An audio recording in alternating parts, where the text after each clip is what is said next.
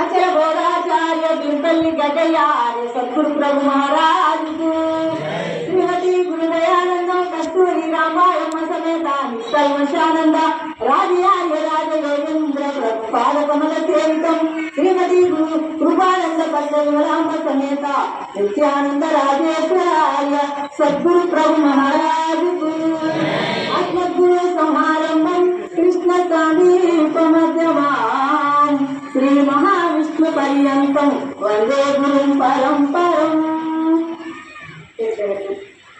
ఆశీర్వదించిన అధ్యక్షుల వారికి స్వామి పేరైతే తెలియదు నాయన. నాకు కొత్తగా వచ్చిన నాయన ఇక్కడ నాకు అసలు తెలియదు. నిన్నమైన ప్రాంతం కూడా కొత్త లేదు. చాలా మంది నన్ను గుర్తుపడతారు కానీ నేను ఎవరిని ఏర్పాటు చేయను.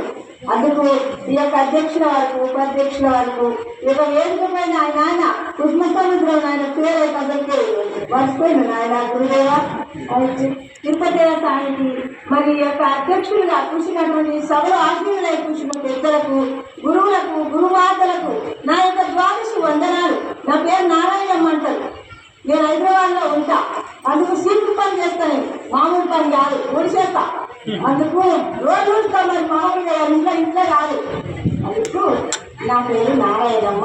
అమ్మ మాతలకు చాలా ధన్యవాదాలు. ఇప్పుడైతే అందరు ఇంటూరు ఇదంతా నిద్రపోయి ఇట్లా కడుపునే తిన్నాం. ఇట్లా కూర్చున్న వరకు నిద్ర వచ్చింది, నాకు కూడా వచ్చింది.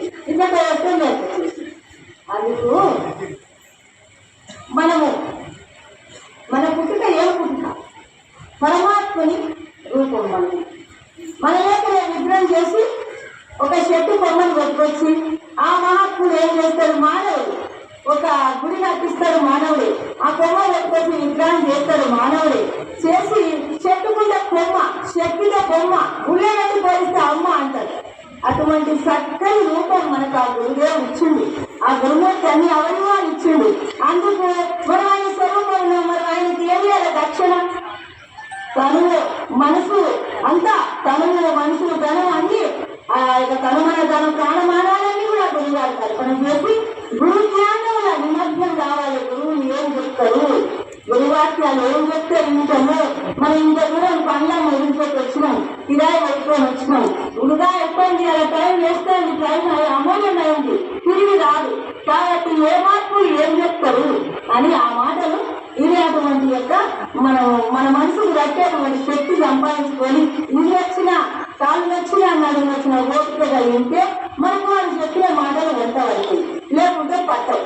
ఎక్కడొచ్చినా అట్లా పోయినట్టే ఉంటుంది. అందుకు శిలను ప్రతిమగా చేసి చీకటింటిలో పెట్టి